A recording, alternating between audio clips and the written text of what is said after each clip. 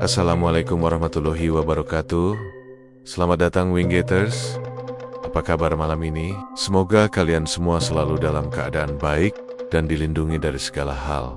Kembali lagi bersama saya di Lawana Wingate. Malam ini, siapkan dirimu untuk sebuah kisah yang akan membawamu ke sisi lain dari realitas, di mana batas antara dunia nyata dan dunia gaib menjadi kabur. Namun, sebelum kita mulai, izinkan saya untuk mengingatkan, cerita yang akan saya sajikan ini hanyalah fiksi belaka, sebuah hiburan yang terinspirasi dari beragam kisah misteri. Jika ada kesamaan nama, tempat, atau kejadian, itu hanyalah sebuah kebetulan. Tak perlu lama-lama lagi. Ini dia ceritanya. Desa Wonorejo di lereng Jawa Timur sejak dulu memang dikenal sebagai desa yang tenang. Orang-orangnya ramah, saling kenal satu sama lain, dan jarang sekali ada kejadian aneh yang bikin geger. Pagi hari selalu diwarnai suara ayam dan bau tanah basah. Sore hari dipenuhi anak-anak yang pulang sekolah sambil tertawa-tawa. Hidup berjalan lambat, sederhana, dan apa adanya. Sampai suatu ketika, datang seorang pendatang yang mengubah suasana desa itu pelan-pelan. Seperti kabut yang merayap tanpa ada yang sadar kapan mulai munculnya. Pendatang itu bernama Pak Warto. Lelaki parubaya, tubuh agak kurus, rambut selalu disisir rapi, namun sorot matanya sulit ditebak. Saat pertama datang ke desa Wonorejo, ia tinggal di sebuah rumah kecil bekas milik Pak Lamsi, seorang petani tua yang meninggal beberapa tahun sebelumnya. Rumah itu dulunya reot, dindingnya retak, pintunya lapuk, dan gentengnya sering bocor saat hujan. Tapi anehnya, hanya dalam 2 minggu, rumah itu berubah menjadi jauh lebih baik. Cat baru, tembok diperbaiki, jendela diganti kaca bening, bahkan halaman depannya ditata dengan rapi. Warga kira Pak Warto hanya ingin memperbaiki rumah tempat tinggalnya, hal yang wajar dilakukan orang yang baru pindah. Namun, perubahan itu tidak berhenti di situ. 3 bulan kemudian, rumah itu kembali berubah. Kali ini lebih drastis. Temboknya ditinggikan, dipasang pagar besi tinggi yang mengilap seperti baru keluar dari pabrik. Ada lampu sorot di sudut-sudut pagar, membuat rumah itu tampak seperti gudang penyimpanan barang-barang mahal. Dan saat perubahan itu selesai, muncullah sebuah mobil Avanza hitam terparkir rapi di depan rumah. Padahal awalnya Pak Warto datang hanya mengendarai motor butut yang suaranya bergetar, seperti mau mati kapan saja. Warga mulai bertanya-tanya dalam hati. Apa pekerjaan Pak Warto? Dari mana asalnya? Kenapa tiba-tiba kaya? Yang mereka tahu, Pak Warto membuka usaha kacang goreng rumahan. Tapi semua warga tahu dan paham, usaha kacang goreng itu biasanya untungnya hanya cukup untuk kebutuhan harian, bukan untuk bikin rumah mewah dengan pagar besi dan beli mobil baru. Namun, yang membuat warga semakin bingung adalah fakta bahwa kacang goreng Pak Warto ini selalu habis setiap hari. Bahkan kadang sampai harus pesan lewat telepon. Tapi anehnya, tidak pernah ada suara menggoreng dari rumah itu. Tidak pernah tercium aroma kacang dipanggang. Tidak ada suara panci, wajan, atau kompor menyala seperti biasanya terdengar dari para pedagang rumahan di desa itu. Semua serba senyap. Lalu tiba-tiba tiap pagi, tumpukan plastik berisi kacang goreng sudah rapi disusun di meja depan atau di keranjang besar dekat pintu. Seolah ada sesuatu yang bekerja diam-diam sepanjang malam dan mengisi stok kacang. Itu tanpa ada yang melihat. Anak-anak muda desa yang sering nongkrong di pos ronda pun semakin sering memperbincangkan hal itu. Mereka tidak berani menuduh, tapi rasa penasaran dan keanehan itu tidak bisa hilang begitu saja. "Cak, kok iso cepet banget sugih? Nggak masuk akal loh," ucap salah satu pemuda bernama Seno sambil menyeruput kopi hitamnya. Temannya menimpali sambil menguap, "Yo wes, wong kono bilang rejeki kalau udah waktunya ya deres, tapi iki kok deres pol, sampai kora lumrah gitu." Mereka tertawa kecil, tapi tawa itu terasa hambar. Ada rasa tidak nyaman yang mereka sembunyikan di balik candaan. Kadang saat mereka mengobrol di pos ronda malam hari, mereka memperhatikan rumah Pak Warto dari jauh. Rumah itu selalu gelap pada bagian depan, tapi bagian dalamnya sering terlihat cahaya redup. Seakan ada lampu kecil yang dinyalakan untuk ruangan tertentu saja. Semakin lama, semakin banyak hal aneh yang dirasakan warga, terutama soal suara tengah malam yang sering keluar dari rumah Pak Warto.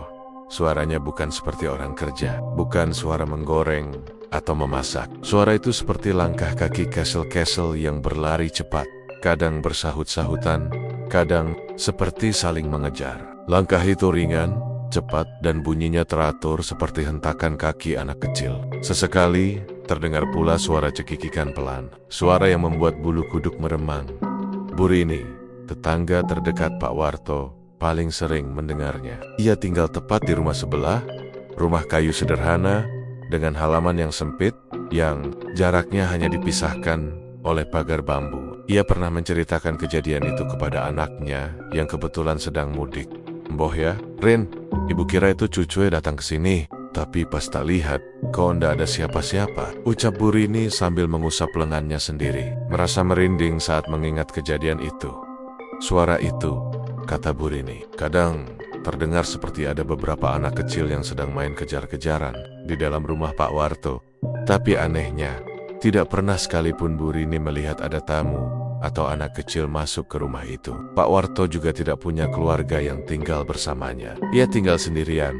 Bu Rini juga pernah terbangun tengah malam karena mendengar suara jatuh dari arah dapurnya. Ia kira ada kucing liar masuk, tapi saat ia mengecek, pintu belakang rumahnya sedikit terbuka, dan ia melihat sekilas bayangan kecil berlari sangat cepat melewati halaman dan memanjat pagar besi. Rumah Pak Warto, gerakannya berbeda dari anak kecil. Biasa, cepat sekali, seperti hembusan angin. Ada satu kejadian yang membuat Bu Rini benar-benar tidak bisa tidur selama 2 hari. Malam itu, sekitar jam 2 dini hari, ia mendengar suara gesekan, seperti seseorang menyeret sesuatu di tanah. Ia membuka jendela perlahan, dan disitulah ia melihat sesuatu yang membuat tenggorokannya tercekat. Di halaman rumah Pak Warto, ada satu bayangan kecil yang sedang berdiri membelakanginya. Tingginya hanya sebatas pinggang anak TK, kepalanya botak, mengilap, dan ia memakai sesuatu yang mirip dengan kain lusuh, seperti sarung kecil. Bayangan itu berdiri mematung, lalu perlahan menatap ke arah Bu Rini. Bu Rini buru-buru menutup jendela, tanpa berani melihat lebih lama. Keesokan harinya, ia berani menceritakan kejadian itu kepada siapapun, karena takut dianggap berhalusinasi. Tapi malam-malam berikutnya, suara langkah kesil-kesil itu tetap terdengar, bahkan lebih sering dan lebih jelas. Selain suara-suara aneh, warga juga beberapa kali melihat bayangan kecil berlari di atap rumah Pak Warto. Hal ini paling sering terlihat oleh anak-anak yang suka bermain layangan di sore hari. Mereka bercerita bahwa bayangan itu kecil, cepat, dan kadang seperti melompat dari satu sisi atap ke sisi lain tanpa suara. Awalnya, orang-orang dewasa menertawakan cerita itu, menganggap itu hanya imajinasi anak-anak. Tapi ketika cerita itu terus diulang oleh anak-anak yang berbeda-beda, dengan detail yang sama, warga mulai merasa cerita itu tidak bisa diabaikan. Yang paling bikin warga was-was adalah bahwa bayangan itu selalu terlihat saat sore menjelang maghrib, atau malam menjelang tengah malam. Tidak pernah ada yang melihatnya di siang bolong. Seolah bayangan itu hanya muncul pada jam-jam tertentu saja hari demi hari. Rumor pun mulai menyebar pelan-pelan. Warga yang biasanya santai kini sering membicarakan hal-hal aneh di sekitar rumah Pak Warto. Bahkan, beberapa orang tua yang biasanya tidak suka bergosip, mulai ikut-ikutan khawatir dan saling bertanya dalam hati, apakah benar Pak Warto sedang melakukan sesuatu yang tidak wajar di dalam rumahnya. Sampai akhirnya, rumor itu benar-benar menyebar lebih luas saat salah satu warga tua desa, Mbah Giman, ikut bersuara. Mbah Giman adalah orang yang disegani di desanya karena dianggap punya mata batin dan pengetahuan tentang hal-hal gaib. Ia jarang berbicara sembarangan, tapi suatu malam, ketika beberapa pemuda sedang nongkrong di warung kopi dekat rumahnya, Mbah Giman lewat dan berkata pelan tapi tegas, "Hati-hati karo kono, wong kono ora dewekan, hati-hati dengan orang itu, dia tidak sendirian." Ucapannya membuat para pemuda langsung diam. Seno bahkan merasakan tubuhnya merinding hanya karena mendengar kalimat itu. Sejak kalimat Mbah Giman itu terdengar, rumor semakin jelas arahnya.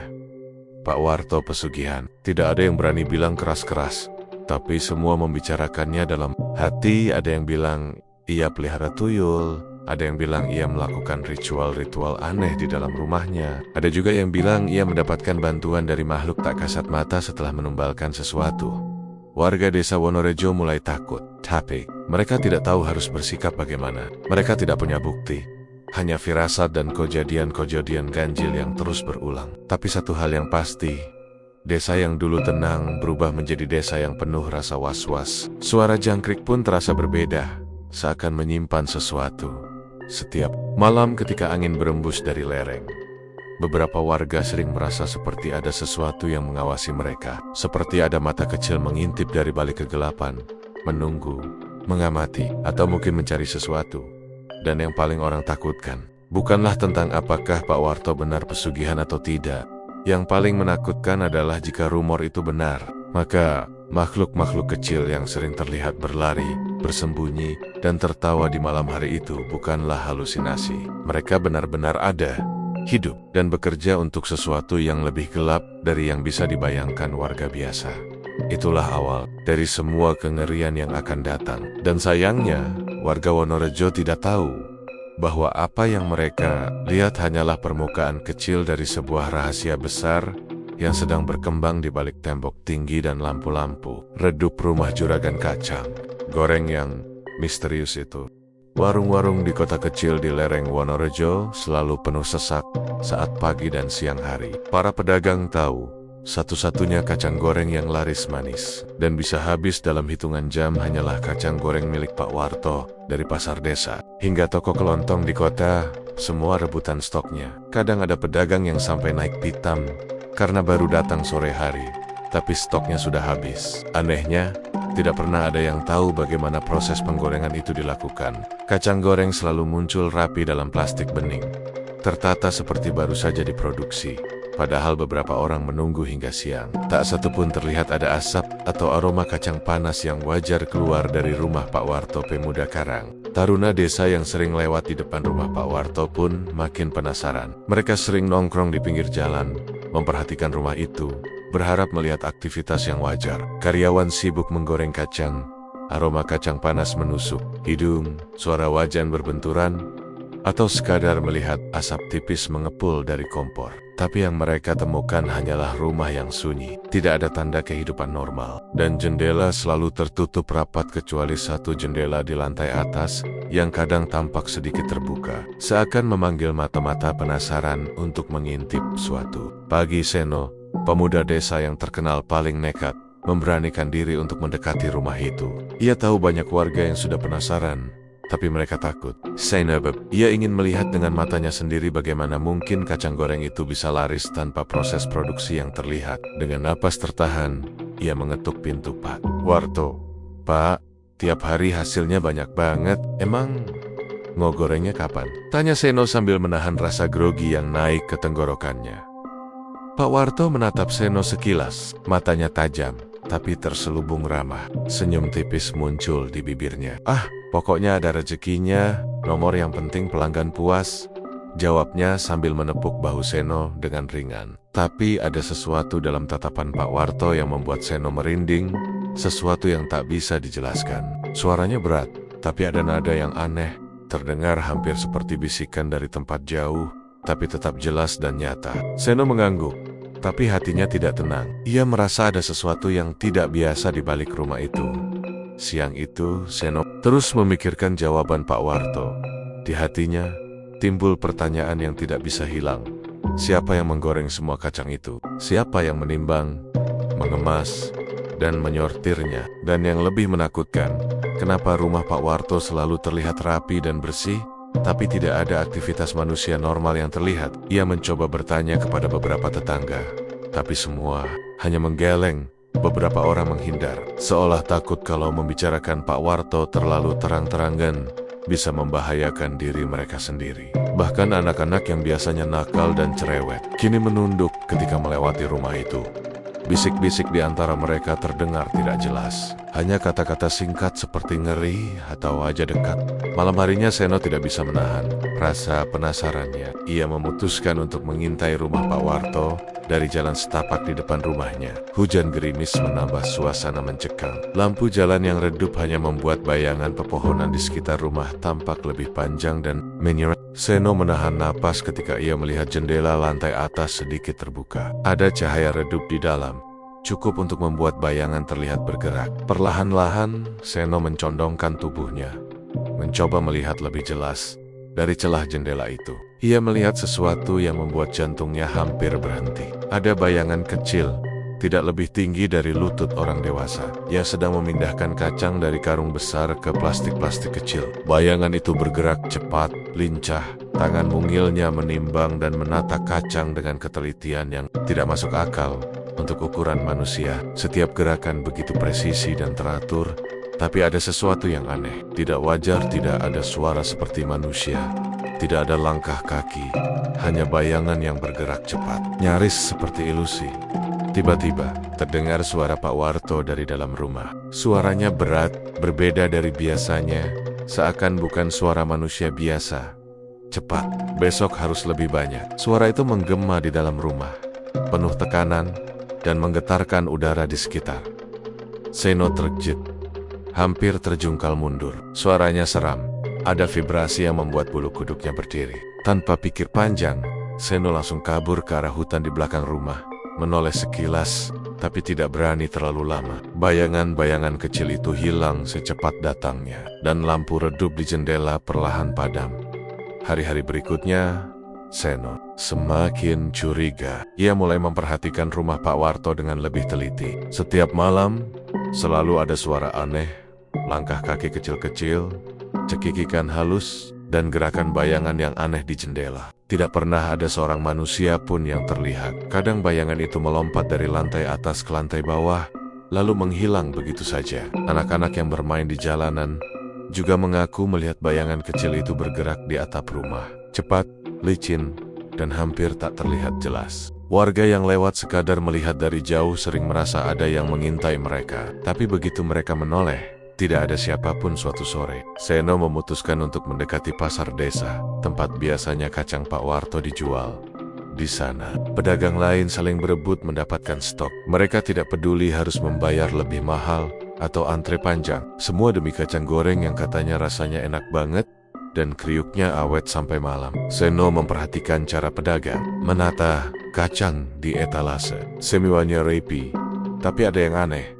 Tidak pernah ada bekas tangan di plastik. Tidak ada tanda tanda dibuka dan ditutup. Semuanya terlihat baru. Meski baru diterima dari rumah Pak Warto, tidak masuk akal. Tidak mungkin satu orang menggoreng, menimbang, membungkus, dan mengantar sendiri ke pasar. Apalagi jumlahnya puluhan kilo tiap hari. Di rumah, malam itu Seno merenung, sambil duduk di tepi sumur tua. Angin malam dingin menusuk tulang. Daun-daun pohon gemerisik seakan berbisik. Apa iya Pak Warto punya bantuan dari sesuatu yang tidak manusiawi? Pikirnya. Ia tahu terdengar gila, tapi rasa takut dan penasaran mengalahkan logikanya. Ia teringat perkataan Mbah Giman, orang tua yang sering bicara soal hal-hal gaib. Hati-hati karo kono, wong kono ora dewekan. Hati-hati dengan orang itu. Dia tidak sendirian. Kini kata-kata itu bergema dalam pikirannya, semakin menakutkan. Suatu malam, Seno memutuskan untuk memantau lebih dekat lagi. Ia bersembunyi di balik semak dekat jendela lantai atas. Mata dan telinganya fokus, mencoba menangkap setiap gerakan dan suara. Tiba-tiba, ia melihat sesuatu yang membuat jantungnya nyaris copot. Bayangan kecil yang selama ini hanya dilihat samar-samar, kini jelas menata kacang dengan cepat. Tangannya kecil, gerakannya lincah, matanya seperti bersinar dalam cahaya redup. Seno tidak bisa mengalihkan pandangan. Ia tahu, apapun itu, bukan anak manusia biasa. Tubuhnya terlalu cepat bergerak, licin, dan tidak ada suara langkah kaki yang wajar. Seakan bayangan itu melayang di atas lantai. Pak Warto muncul dari kegelapan dapur. Seno menahan napas. Tubuhnya membeku. Suara Pak Warto, berat dan dalam, membelah keheningan malam. Cepat, besok kudu luwih akeh. Cepat, besok harus lebih banyak. Suara itu membuat tanah terasa dingin di bawah kaki Seno. Meski ia berada jauh dari rumah, ada tekanan, ada aura yang menakutkan. Seno tahu, suara itu bukan hanya perintah biasa. Ada sesuatu yang lebih gelap di baliknya. Seno tidak menunggu lebih lama. Ia langsung lari ke arah hutan di belakang rumah, meninggalkan perasaan ngeri yang membekas di setiap langkahnya. Saat sampai di pos ronda, tubuhnya masih gemetar, dan ia sadar bahwa yang dilihatnya malam itu tidak mungkin dijelaskan secara logika. Ia bahkan ragu apakah dirinya masih waras, Tapi satu hal yang pasti, Pak Warto bukan manusia biasa, dan rumahnya bukan tempat biasa. Hari-hari berikutnya, Seno mencoba membagikan pengalamannya kepada beberapa teman dekat. Mereka semua terkejut, tapi sebagian hanya tertawa gugup dan menyarankan agar Seno jangan terlalu banyak kepo. Namun, rasa penasaran membuat Seno tidak bisa diam. Ia mulai memetakan jadwal gerak bayangan kecil itu. Kapan muncul, di mana bergerak, dan bagaimana Pak Warto selalu mengawasi mereka dari dalam rumah. Semakin banyak ia mengamati, semakin jelas bahwa ada pola tertentu. Bayangan itu selalu muncul setiap malam, terutama ketika gerimis turun dan lampu jalan redup. Seakan ada sesuatu yang diatur secara rapi dan teliti, seperti mesin yang bekerja. Otomatis, suatu malam, Seno melihat bayangan itu melakukan sesuatu yang lebih mengerikan. Bayangan kecil itu menimbang kacang, lalu memindahkannya ke karung besar, dan ketika selesai, ada sesuatu seperti garis tipis cahaya merah menyala dari dalam karung. Sesaat sebelum karung itu dibawa ke dalam dapur, Seno menahan napas. Hampir tidak percaya. Cahaya merah itu begitu cepat hilang ketika bayangan kecil menutup karung. Tapi ia yakin apa yang dilihatnya bukan hal biasa. Jantungnya berdetak kencang, dan ia tahu desa Wonorejo tidak akan pernah sama lagi setelah ini. Seiring waktu, keanehan mulai merambah ke warga Wonorejo yang membeli kacang goreng Pak Warto. Awalnya hanya sedikit orang yang menyadari, tapi lama-lama keluhan mulai menumpuk. Ada yang mengaku tidak bisa tidur dengan tenang, bermimpi aneh, dan merasakan sesuatu yang tidak wajar di rumah mereka sendiri. Awal mula cerita ini hanya terdengar seperti halusinasi, tapi ketika semakin banyak orang yang mengalami hal serupa, desa mulai bergeming dalam rasa takut yang diam-diam menghantui. Pak Jok, seorang pedagang di pasar, menceritakan bahwa ia sering bermimpi didatangi seorang anak kecil kepala botak yang menatap dari sudut ruangan. Anak itu tidak bicara, hanya menatap dengan mata hitam yang dalam, seperti menembus jiwa. Dalam mimpinya, setiap kali ia mencoba mendekat, anak itu menghilang. Begitu saja, meninggalkan aroma kacang panggang yang aneh, sedikit hangus, tapi bercampur bau tanah basah yang pekat. Pak Joko selalu terbangun dengan keringat dingin di seluruh tubuh. Setiap kali mengingat mimpi itu, bulu kuduknya berdiri. Ia bahkan mulai menolak membeli kacang Pak Warto lagi, tapi rasa penasaran mengalahkan ketakutannya. Beberapa kali ia tetap membeli, meskipun dengan hati yang bergetar. Lain halnya dengan Pak Slamet, seorang guru di sekolah dasar desa, yang mengaku mendengar suara cekek di bawah tempat tidurnya. Suara itu terdengar seperti ada sesuatu yang menendang, atau menggerakkan sesuatu dengan cepat. Tapi saat ia meraba di bawah ranjang, tidak ada apapun. Ia mencoba menyalakan lampu, memeriksa dengan senter, bahkan mengangkat ranjang, namun tetap kosong. Suara itu datang secara acak, selalu di tengah malam ketika jam menunjukkan sekitar pukul 2 hingga 3 pagi. Hal ini membuatnya tidak bisa tidur dengan nyenyak. Beberapa kali ia sempat merasa ada tangan kecil yang mengusap kaki dan lengan saat tidur. Tapi ketika menoleh, tidak ada siapapun di sisinya. Ia hanya bisa terdiam sambil menahan napas, merasa takut untuk bergerak. Yang paling parah dialami oleh Bu Rini, tetangga dekat Pak Warto, yang sudah sering mendengar suara aneh dari rumah Pak Warto sendiri. Malam itu, saat ia terbangun karena mendengar suara langkah berlari cepat di ruang tamunya, jantungnya berdegup kencang. Suara itu terdengar keras, berulang, dan begitu nyata, seperti ada sesuatu yang sedang mengejar atau bermain-main di dalam rumahnya. Ia meraih saklar lampu dan menyalakan lampu, tapi tidak ada siapapun di ruangan itu. Namun, yang membuatnya semakin takut adalah sebuah plastik kacang goreng Pak Warto tergeletak di lantai. Terbuka sendiri, isinya tercecer di lantai kayu yang dingin. Bau kacang panggang menyeruak, tapi ada aroma lain yang aneh, seperti bau tanah basah bercampur sedikit aroma busuk yang samar. Bu Rini terperanjat saat melihat jejak kaki kecil berair menempel di lantai. Jejak itu jelas, hanya setinggi kaki anak kecil, tapi bentuknya rapi, seolah sengaja ditinggalkan. Jejak itu menuju ke pintu belakang rumah, seakan mengundang sesuatu keluar, lalu menghilang begitu saja di halaman rumah. Ia menelan ludah. Jantungnya hampir melompat dari dada. Ia merasa tubuhnya gemetar sampai ke tulang, dan bulu kuduknya berdiri. Tak ada suara hewan, tak ada tetangga yang lewat, Hanya hening malam yang mencekam. Keesokan paginya denggen-tenggen, jamet. Bu Rini mengembalikan plastik kacang itu ke Pak Warto. Pak Warto menatapnya dengan senyum aneh yang terlalu lebar untuk ukuran manusia biasa. Seolah mengetahui apa yang baru saja terjadi. Kalau sudah dibuka, tidak bisa dikembalikan, Bu, katanya. Suaranya rendah, tapi ada nada yang membuat darah terasa beku. Bu Rini mengangguk, tak bisa berkata apa-apa, dan segera pergi. Sejak itu, ia tidak berani membeli kacang Pak Warto lagi.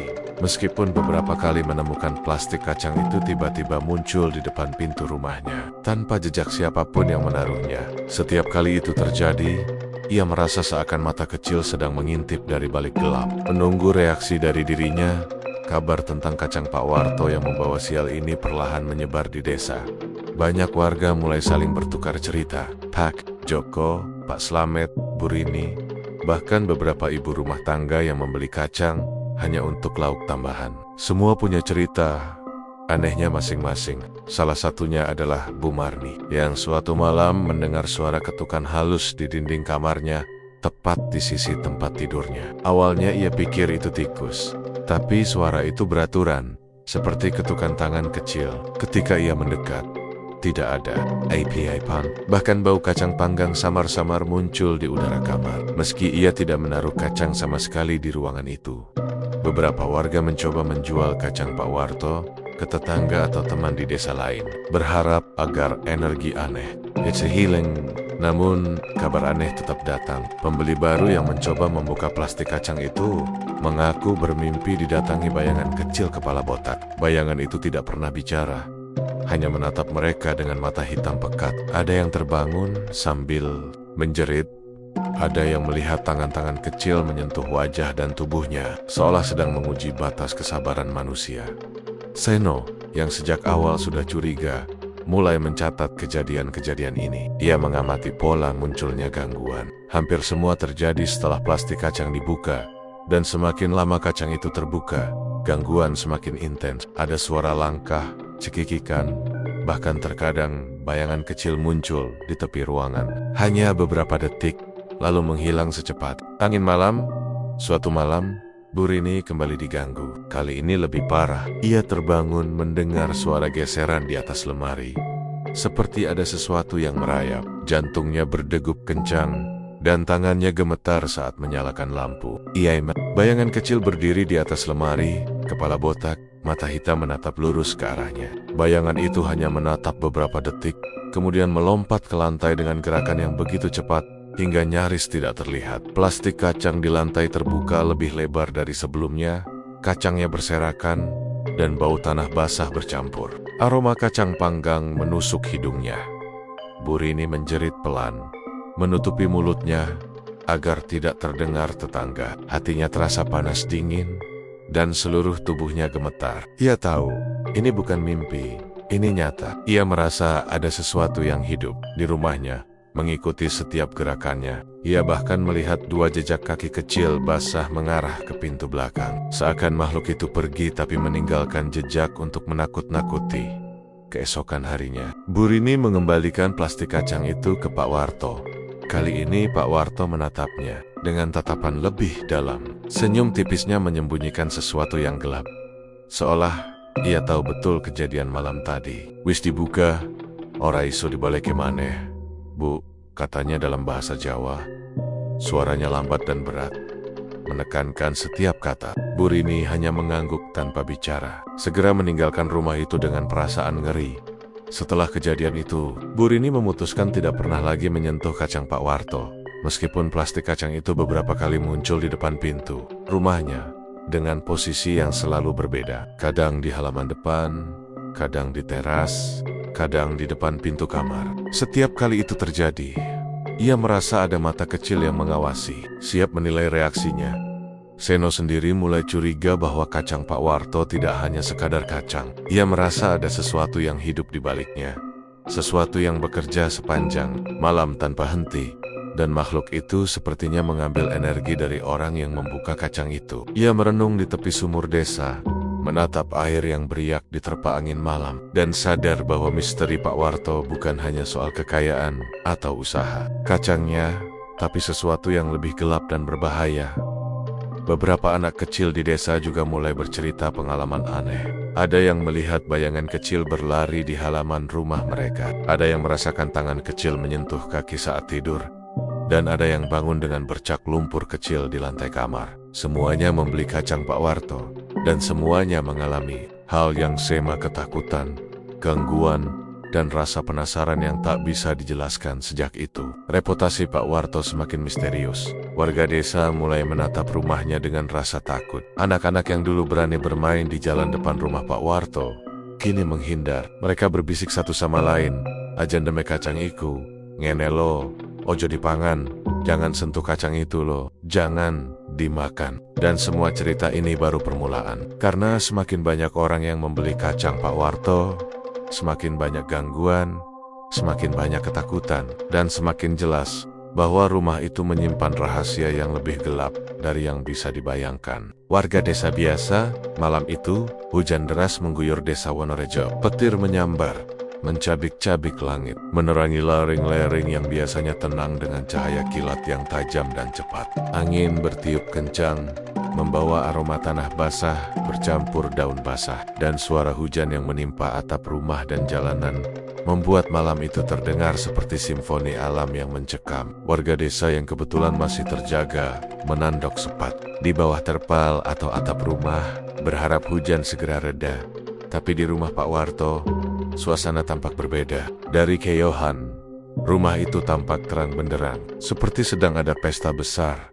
Padahal hanya satu orang yang tinggal di situ. Lampu-lampu berpendar hangat, dan dari celah jendela, warga yang kebetulan lewat bisa melihat bayangan banyak orang kecil bergerak cepat di balik gorden. Bayangan itu lincah, meloncat dari satu sisi ke sisi lain, kadang melayang sebentar di udara, sebelum menghilang di balik tirai. Hujan dan angin membuat suara gerakan mereka terdengar seperti desah halus, tapi gerakannya begitu nyata. Warga yang melihat dari luar hanya bisa menelan ludah, merinding, dan berbisik satu sama lain. "Apa itu anak-anak lo? Ngopo akeh banget ting kono? Apa itu anak-anak ya? Kok banyak sekali di sana?" Kata-kata itu terdengar gugup, setengah takut, setengah penasaran. Tidak ada yang berani mendekat. Bahkan para pemuda Karang Taruna yang biasanya berani, justru kali ini memilih bersembunyi di balik pohon atau warung sambil mengintip dari jauh. Suara pertama yang terdengar jelas malam itu adalah kresek. Kresek seperti suara plastik kacang digoyang-goyang berulang kali. Suara itu datang dari dalam rumah, tapi terdengar begitu nyata hingga beberapa warga yang menatap dari luar merasa seolah berada di samping mereka. Plastik-plastik itu bergerak, bergesekan satu sama lain, meski tidak ada tangan manusia yang terlihat. Kadang terdengar suara kacang jatuh, pecah, dan berguling di lantai. Di sela-sela suara plastik itu, terdengar cekikikan kecil-kecil, cepat, dan berulang. Hihi, suara itu seperti anak-anak bermain. Tapi, ada yang berbeda. Ada nada menyeramkan, tidak wajar, seperti suara makhluk yang bukan manusia biasa, dan membuat siapapun yang mendengarnya merasakan dingin sampai ke tulang. Di tengah suara itu, suara Pak Warto terdengar. Suara itu berat, dalam, dan berbeda dari biasanya. "Aku wis memenuhi tumbal 3 orang. Rezekiku tambah nomali. Ayo kerja," ucapnya dengan nada yang menakutkan. Seperti suara dari tempat yang jauh, bergema di seluruh rumah. "Aku memenuhi tumbal 3 orang. Rezekiku bertambah lagi. Ayo kerja." Kata-kata itu membuat beberapa warga yang melihat dari jauh hampir kehilangan napas. Ada aura gelap yang terasa keluar dari rumah itu. Meski mereka berada di halaman rumah sendiri, lampu rumah tiba-tiba padam. Gelap menyelimuti rumah Pak Warto. Hanya suara hujan dan angin yang terdengar, berpadu dengan desah dan gesekan plastik yang semakin terdengar jelas. Suara bayangan kecil berlari-lari, meloncat, dan terkadang terdengar seperti tenggen-tenggen kecil menepuk lantai atau tembok, menciptakan bunyi yang nyaris menyerupai tapak kaki manusia, tapi lebih cepat dan ringan. Seno, yang sejak lama memantau rumah Pak Warto dari kejauhan, memegangi pohon besar di samping jalan untuk menahan dirinya agar tidak panik. Hujan deras membasahi bajunya, tapi ia tidak peduli. Ia menatap rumah itu dengan mata membelalak, takut tapi ingin tahu. Sesekali, ia menangkap bayangan yang lebih besar dari bayangan anak-anak, Sosok gelap yang berdiri di belakang bayangan kecil, memerintah, mengawasi, memastikan semuanya berjalan sesuai rencana yang hanya diketahui Pak Warto. Di dalam rumah, suara plastik yang digoyang, kacang yang jatuh, dan cekikikan itu menciptakan ritme yang nyaris seperti musik ritual. Seno bisa merasakan getaran yang aneh di udara malam itu. Seakan ada sesuatu yang lebih besar, sesuatu yang gelap, sedang bekerja di balik dinding rumah. Atmosfer itu begitu intens, sehingga Seno hampir merasa ingin berteriak, tapi suara hujan menenggelamkan kata-katanya. Setelah beberapa saat, terdengar langkah kaki berat dari dalam rumah. Suara itu berbeda dari langkah anak-anak yang selama ini hanya terdengar cepat dan ringan. Langkah itu lambat, pasti, dan memberi kesan makhluk besar yang mengawasi. Bayangan-bayangan kecil segera berhenti dan menunduk, seakan takut pada langkah. Yang terdengar, meski bagi warga di luar rumah, langkah itu hanya berupa suara yang misterius. Hujan semakin deras. Kilat menyambar, menerangi rumah Pak Warto sesaat. Dan setiap kali kilat menyala, Seno bisa melihat bayangan kecil berlari di seluruh ruangan, seperti arus listrik yang hidup. Beberapa bayangan bergerak bersamaan, membentuk pola melingkar, seakan melakukan ritual. Plastik-plastik kacang digeser, diangkat, lalu dijatuhkan lagi, menimbulkan suara kresek yang terus berulang, berpadu dengan cekikikan. Suara Pak Warto terdengar lagi, lebih keras kali ini, mengandung perintah dan kekuatan yang menakutkan. Cepet, kabeh, kudu rampung sadurunge, tengah wengi, cepat. Semuanya harus selesai sebelum tengah malam. Nada itu terdengar seperti perintah dari penguasa yang menakutkan. Dan bayangan kecil langsung bergerak lebih cepat, lebih lincah, menata kacang, dan memindahkan karong-karong dengan presisi yang membuat siapapun yang menonton dari luar merasa ngeri. Seno hampir tidak percaya. Ia menyadari malam itu bukan sekadar malam biasa. Ada hubungan antara hujan deras, suara petir, dan aktivitas di rumah Pak Warto. Seolah hujan dan petir memberi energi tambahan, memanggil sesuatu yang gelap untuk bangun dan bekerja. Semakin lama Seno mengintai, semakin jelas bahwa bayangan kecil itu bukan sekadar anak-anak, bukan sekadar makhluk imajiner. Mereka bergerak terlalu cepat, terlalu presisi, dan ada aura misteri yang sangat kuat mengelilingi setiap gerakan mereka. Hingga satu saat, Seno melihat sesuatu yang membuat darahnya hampir membeku. Di pojok ruangan, ada bayangan lebih besar. Gelap, tidak jelas bentuknya, tapi jelas lebih tinggi dari bayangan anak-anak. Bayangan itu menunduk, seakan memberi instruksi kepada bayangan kecil. Semua bayangan kecil langsung berbaris rapi, kemudian bergerak menuju karung kacang yang besar, memindahkannya dengan gerakan sinkron, seolah mengikuti pola yang sudah terprogram sejak lama. Tiba-tiba terdengar suara desah panjang, seperti hembusan napas makhluk besar, diikuti suara hihihi yang bercampur dengan suara plastik dan kacang jatuh. Atmosfer malam itu begitu intens, begitu menakutkan, sehingga Seno merasakan bulu kuduknya berdiri, seluruh tubuhnya gemetar, dan jantungnya berdegup cepat. Ia hampir tidak bisa bergerak, hanya bisa bersembunyi di balik pohon sambil menahan napas. Takut menarik perhatian dari makhluk-makhluk yang berada di rumah itu. Malam itu terasa abadi bagi Seno.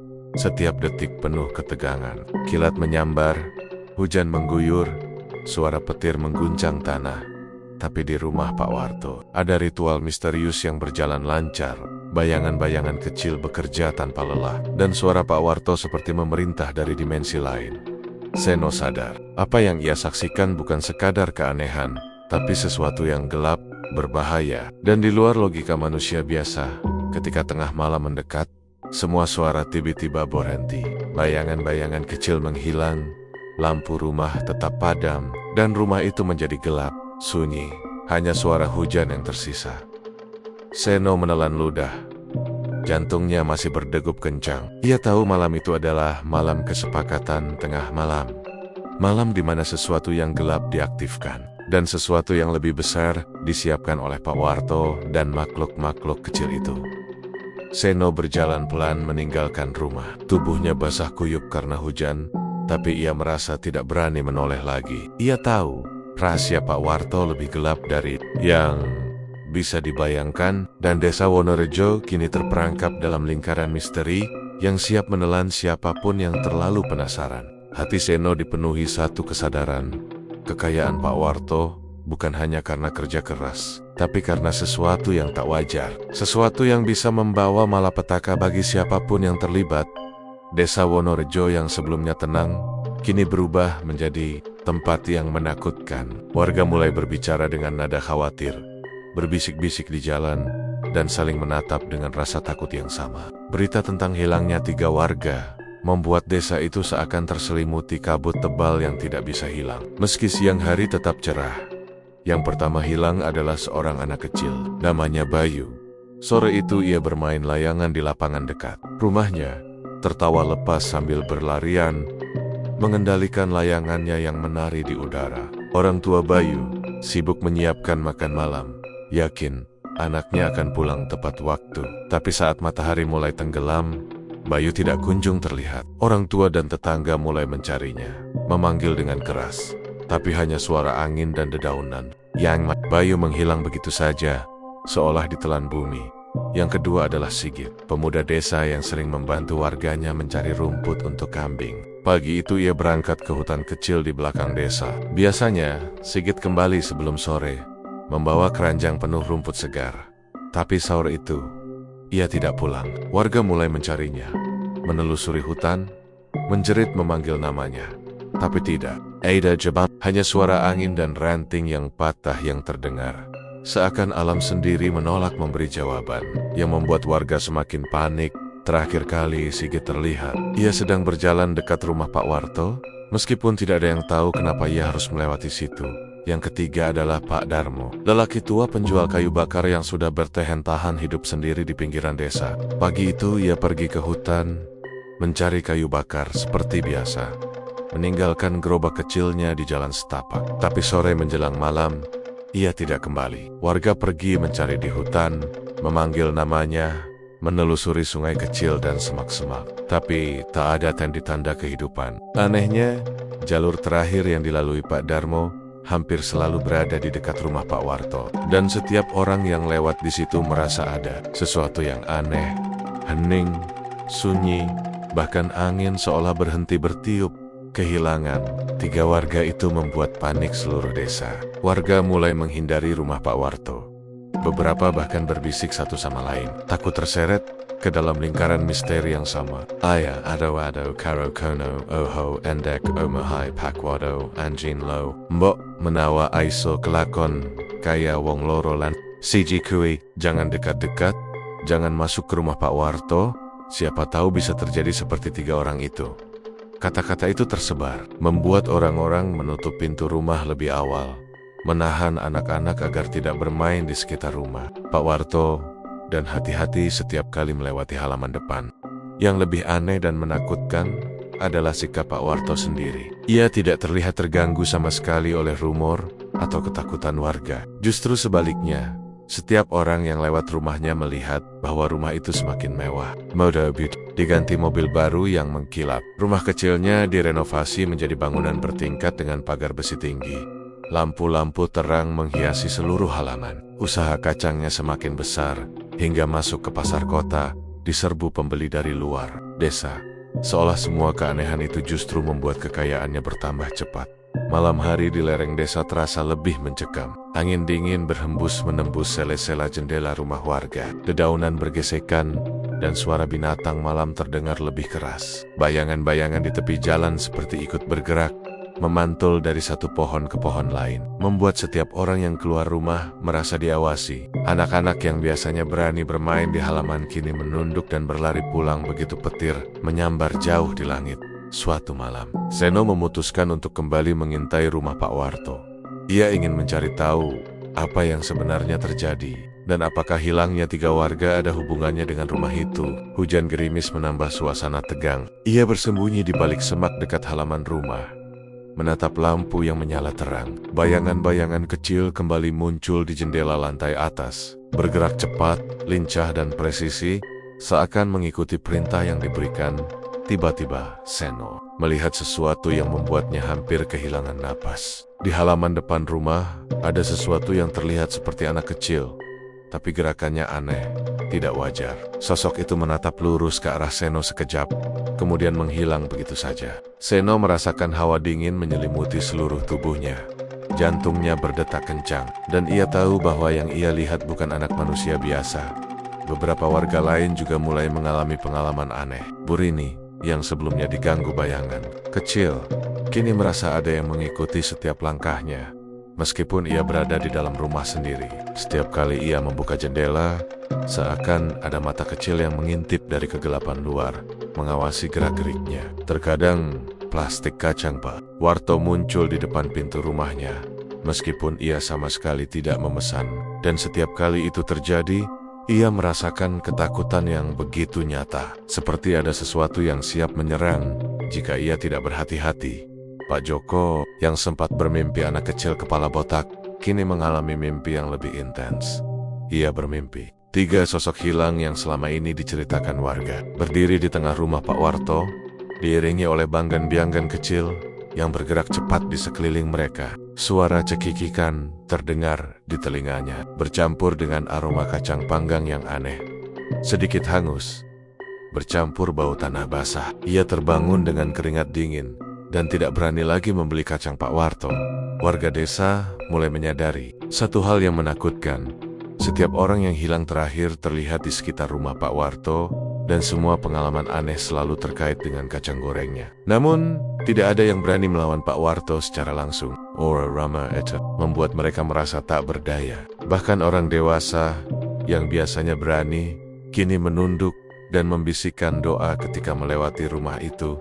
Seno merasa semakin yakin bahwa rumah Pak Warto bukan sekadar tempat usaha. Ada sesuatu yang lebih gelap, lebih kuat, dan berbahaya di balik semua kemewahan yang terlihat. Ia mulai mencatat setiap pola, setiap kejadian ganjil, dan setiap waktu bayangan kecil muncul. Ia yakin hilangnya 3 warga bukan kebetulan, melainkan bagian dari rencana yang lebih besar. Dan mungkin ada hubungan langsung dengan kesepakatan tengah malam yang ia lihat sebelumnya.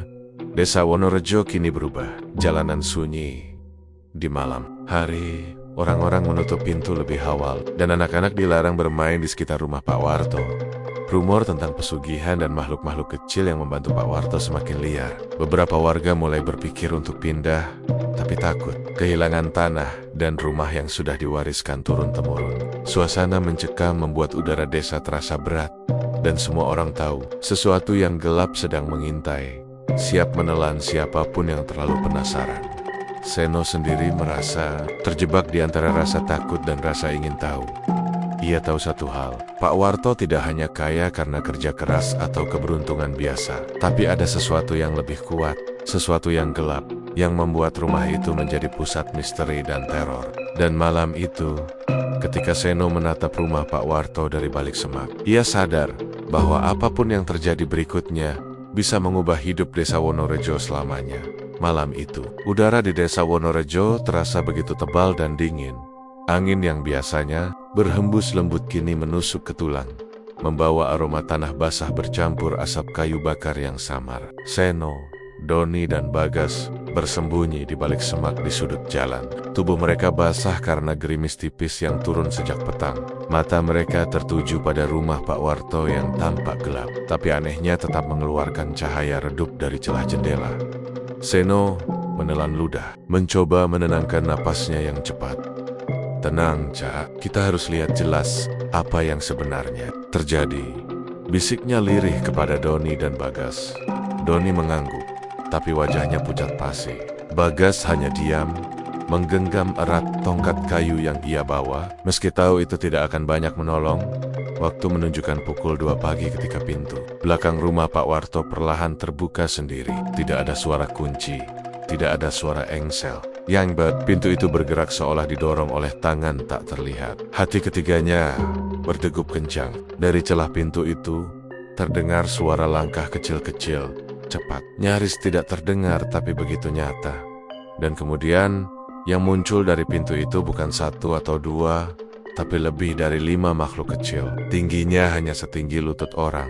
Dewasa, kepala mereka botak mengkilap, mata hitam yang tampak memancarkan kegelapan, dan kulit mereka pucat seputih kapur. Mereka bergerak dengan kecepatan yang tidak wajar, hampir seperti bayangan yang bisa berpindah dari satu tempat ke tempat lain dalam hitungan detik. Setiap makhluk membawa karung kecil berisi kacang, dan mereka berlari dengan sinkron. Cekikikan kecil terdengar bersamaan, bercampur dengan suara kresek. Kresek dari karung yang digerakkan.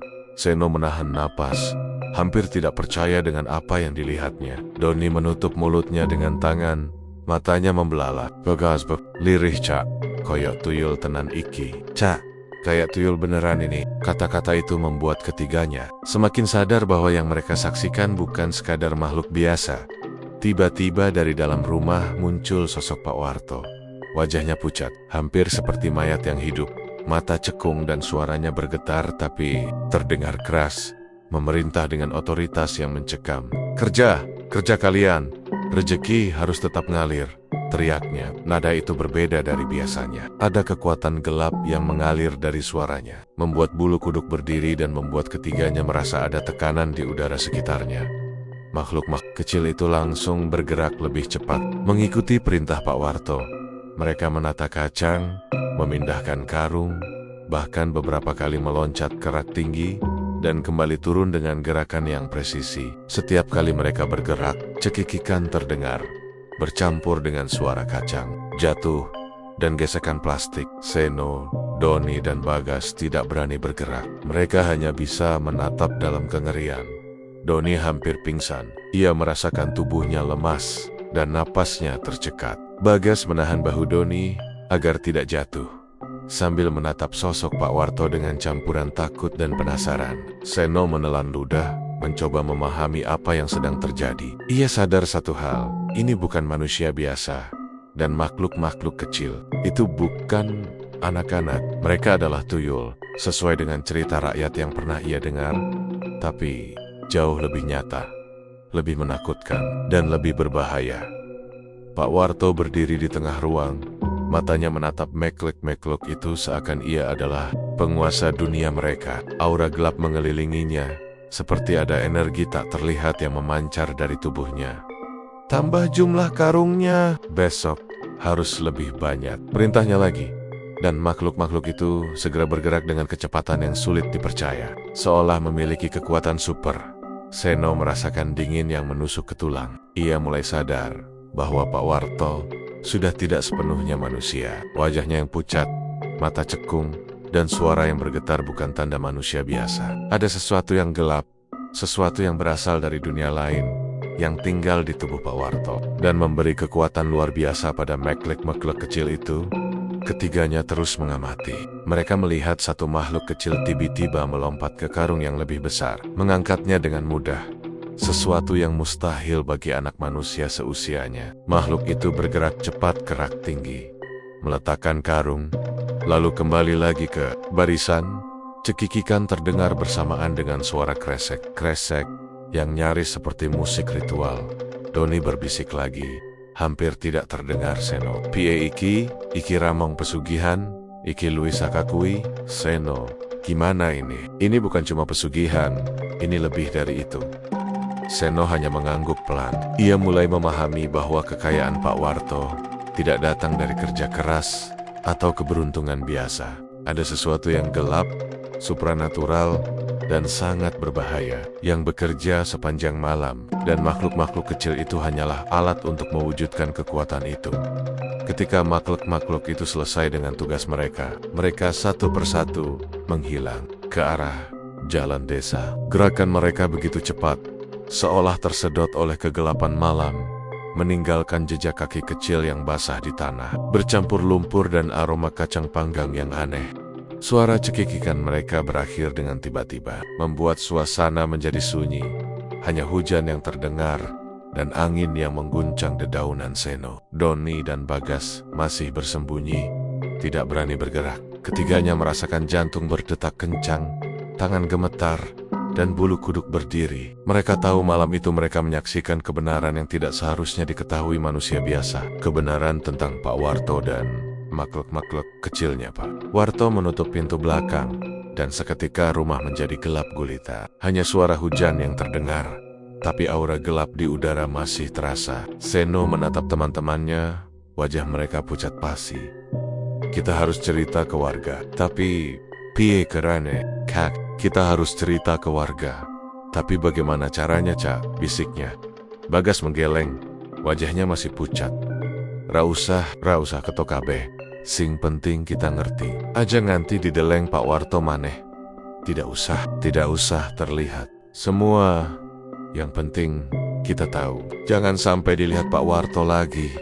Doni hanya menunduk, menahan napas. Takut kalau satu kata saja akan menarik perhatian dari makhluk-makhluk gelap itu. Mereka sadar bahwa tugas mereka malam itu hanyalah menyaksikan, bukan campur tangan.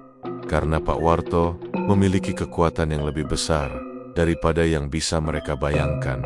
Seno menyadari satu hal lagi. Hilangnya 3 warga sebelumnya bukan kebetulan. Makhluk-makhluk kecil itu membawa karung, bekerja sepanjang malam, dan entah bagaimana berhubungan dengan warga yang hilang. Mungkin mereka telah diambil, dijadikan tumbal, atau menjadi bagian dari kesepakatan gelap Pak Warto yang tidak bisa dipahami manusia biasa. Malam itu, ketiganya pulang dengan tubuh basah kuyup, pikiran penuh ketakutan, dan rasa penasaran yang tak bisa hilang. Mereka tahu desa Wonorejo kini terperangkap dalam lingkaran misteri yang sangat gelap, dan setiap langkah mereka berikutnya harus hati-hati. Seno menatap rumah Pak Warto dari kejauhan, melihat cahaya redup yang kini mulai padam. Satu ketakutan yang mendalam. Apa yang mereka saksikan hanyalah sebagian kecil dari rahasia yang lebih gelap dan menakutkan, yang mungkin tidak akan pernah bisa mereka ceritakan kepada siapapun tanpa kehilangan kewarasan.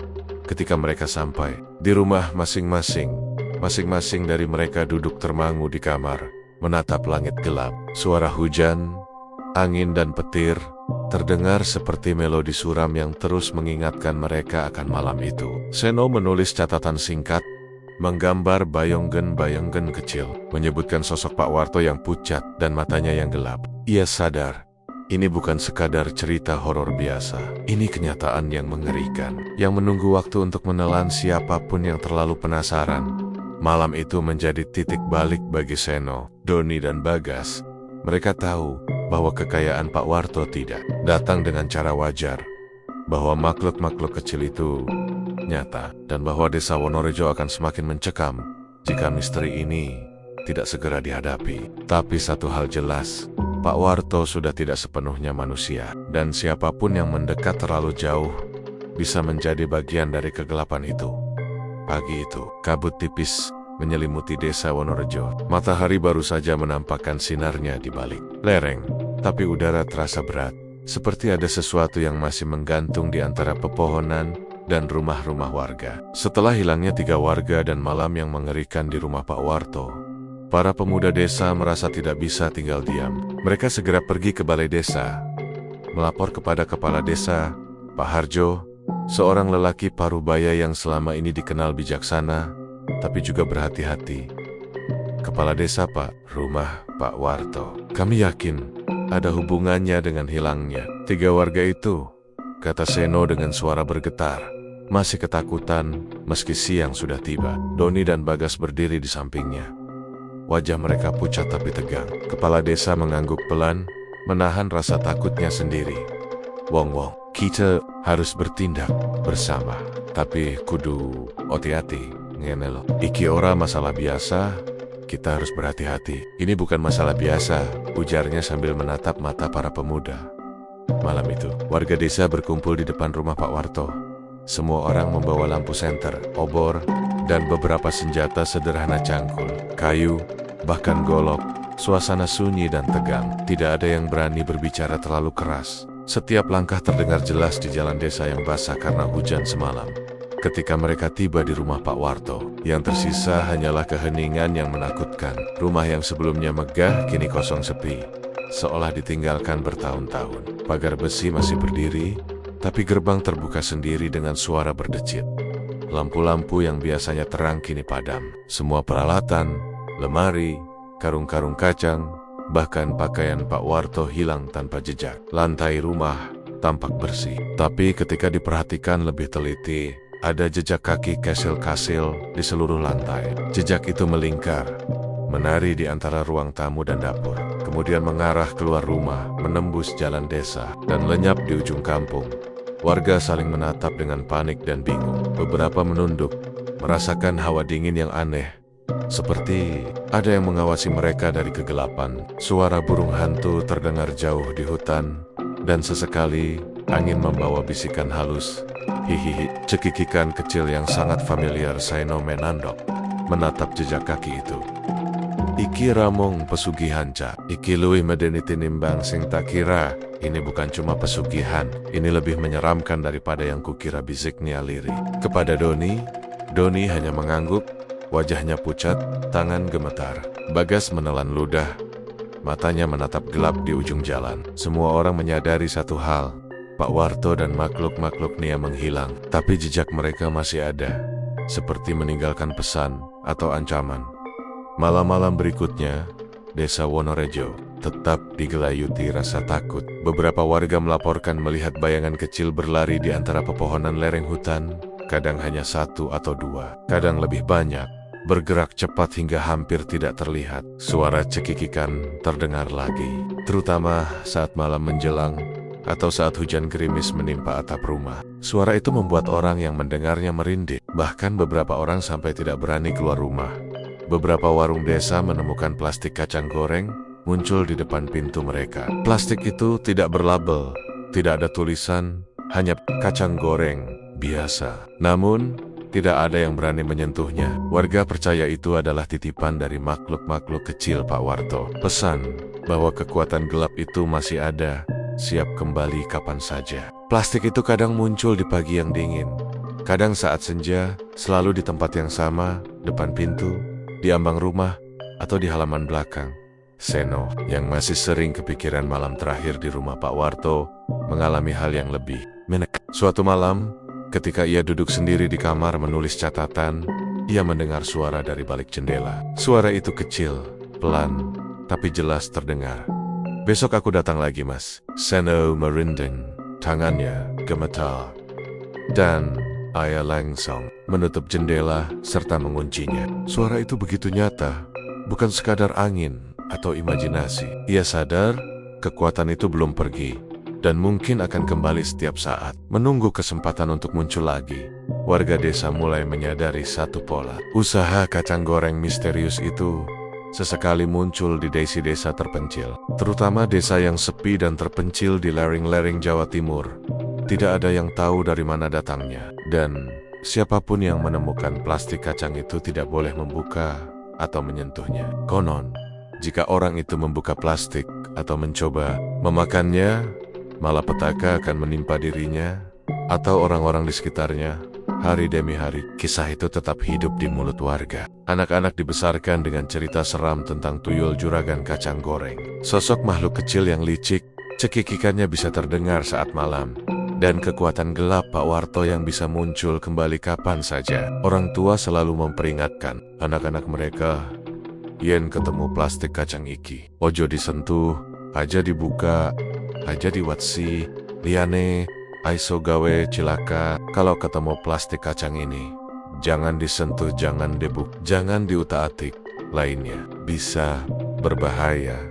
Seno sendiri tidak pernah melupakan malam itu. Setiap kali ia melewati lereng hutan atau jalan setapak dekat rumah Pak Warto yang kosong, ia merasa ada mata kecil yang mengintip dari pepohonan, memperhatikannya. Kadang terdengar suara cekikikan kecil di kejauhan, kadang bau kacang panggang menyusup ke hidungnya.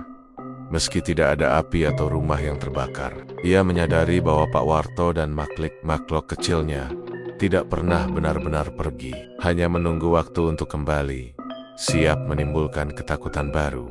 Rumor menyebar lebih jauh lagi. Desa-desa sekitar lereng Jawa Timur melaporkan kemunculan plastik kacang goreng misterius, terkadang di pasar, terkadang di depan rumah. Orang-orang mulai percaya bahwa siapapun yang menemukan plastik itu, tanpa sengaja telah menarik perhatian makhluk-makhluk gelap itu. Bahkan ada yang berkata bahwa tuyul juragan kacang goreng itu bisa menukar rezeki seseorang dengan sesuatu yang mengerikan, dan tidak ada yang bisa menolak kekuatan itu. Suatu malam, Seno duduk di depan rumahnya, menatap lampu-lampu. Jauh di lereng, ia mendengar suara bisik halus dari kegelapan. "Hihihihihi, Mas, besok aku kembali. Jantungnya berdegup kencang. Ia tahu itu bukan mimpi, bukan imajinasi, tapi suara nyata dari makhluk yang pernah ia lihat. Seno menutup pintu dan jendela, menyalakan lampu terang, tapi suara itu masih terdengar samar di sudut rumahnya. Dan sampai hari ini di lereng Jawa Timur, kisah itu masih hidup. Orang-orang yang melewati desa Wonorejo atau desa terpencil di sekitarnya terkadang menemukan plastik kacang goreng muncul begitu saja, tanpa penjelasan. Tidak ada yang berani menyentuhnya, karena setiap orang yang pernah mencoba, entah sengaja atau tidak, merasakan hawa dingin, suara cekikikan di telinga, atau melihat bayangan kecil yang menakutkan melintas cepat di jendela. Legenda tentang tuyul, juragan kacang goreng, pun terus diceritakan dari generasi ke generasi. Cerita itu menjadi peringatan bagi siapapun yang terlalu penasaran atau serakah. Ada kekuatan gelap yang bersembunyi di balik rezeki instan, dan tidak semua yang tampak menguntungkan itu bisa disentuh tanpa konsekuensi. Siapapun yang mendengar kisah itu tahu satu hal: jika suatu pagi menemukan plastik kacang goreng tanpa label di depan rumahmu, jangan dipegang, jangan dibuka, jangan dekoba, karena bisa jadi itu titipan dari mereka. Tuyul juragan kacang goreng yang siap kembali kapan saja, dengan cekikikan dan langkah kecilnya yang mengerikan. Dan begitu legenda itu terus hidup, desa-desa di lereng Jawa Timur tetap waspada. Setiap langkah, setiap suara di malam hari selalu membuat orang teringat akan melam mengerikan yang ditinggalkan Pak Warto dan makhluk-makhluk kecilnya. Suasana desa tetap tenang di siang hari, tapi begitu gelap mulai turun, angin berhembus, dan suara burung malam terdengar, semua orang tahu misteri itu belum selesai. Ia hanya menunggu untuk kembali lagi. Dan begitulah Winggetters, kisah malam ini telah usai. Semoga kalian menikmati setiap ketegangan dan misteri yang telah kita selami bersama. Ingatlah, di setiap sudut yang gelap ada cerita yang menunggu untuk diceritakan. Jaga diri kalian baik-baik, selalu waspada, dan jangan pernah lupa untuk terus berdoa. Terima kasih sudah menemani saya malam ini. Jangan lupa untuk like, subscribe, dan nyalakan lonceng notifikasi agar tidak ketinggalan kisah-kisah menyeramkan lainnya dari Lawana Wingkit. Sampai jumpa di episode berikutnya. Tetaplah berani Winggetters. Wassalamualaikum warahmatullahi wabarakatuh.